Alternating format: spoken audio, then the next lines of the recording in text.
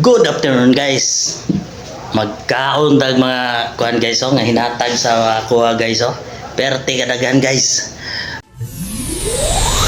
Ani guys, mo ni daw ang dudol.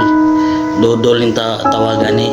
Tapos ang pares na to kape nga native, pure native. Tapos ari guys try niyo guys. Dudol ni siya guys. Pero ang galutuan ni isang mga kapatid nating Islam. And din ito, iwan hindi ko alam kung anong tawag nito. No?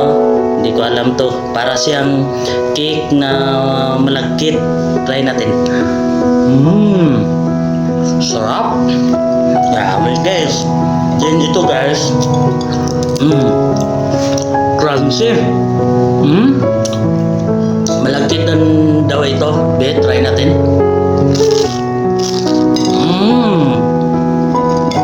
Parang chicharon. Sarap.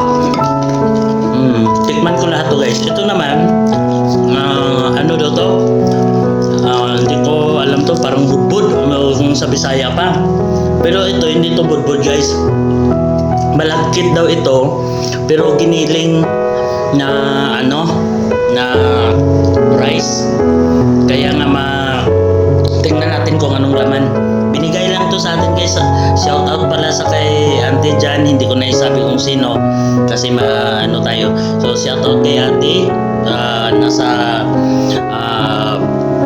Poblacion, Norope, Maguindanao sa may Palengke banda. So ito guys, binigay niya lang sa akin. Ito ang laman niya guys.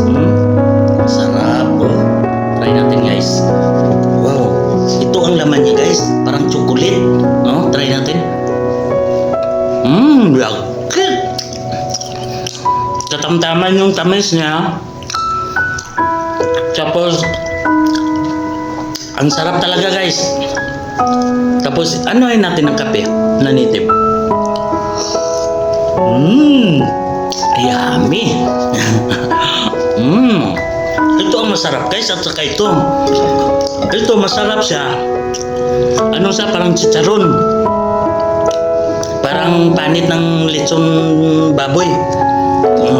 Super crunchy. Pero ito guys, ang hirap daw to gawin. Kung si ate pa, hirap masyado to gawin kasi pinagugutan nila ng 24 hours daw ito bago ito magawa. So hindi ko alam. Basta ang tawag niya daw dudol to sir. Ito ang sarap talaga. Kahit nag-ano na ako kung saan ko unahin kakain. Ito lang muna guys. Yummy. Tama talaga sa pangrinda guys.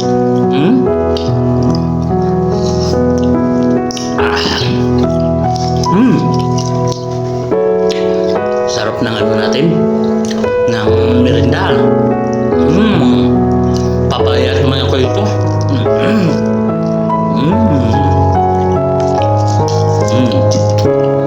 Sarap. Ang lagkit sa bibigay. Para siyang tsokolate talaga. Parang tsokolate talaga guys. Pero binalot siya ng dahon ng saging.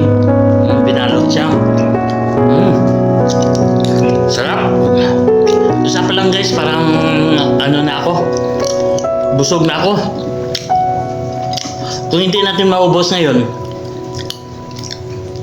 pamigay na lang natin.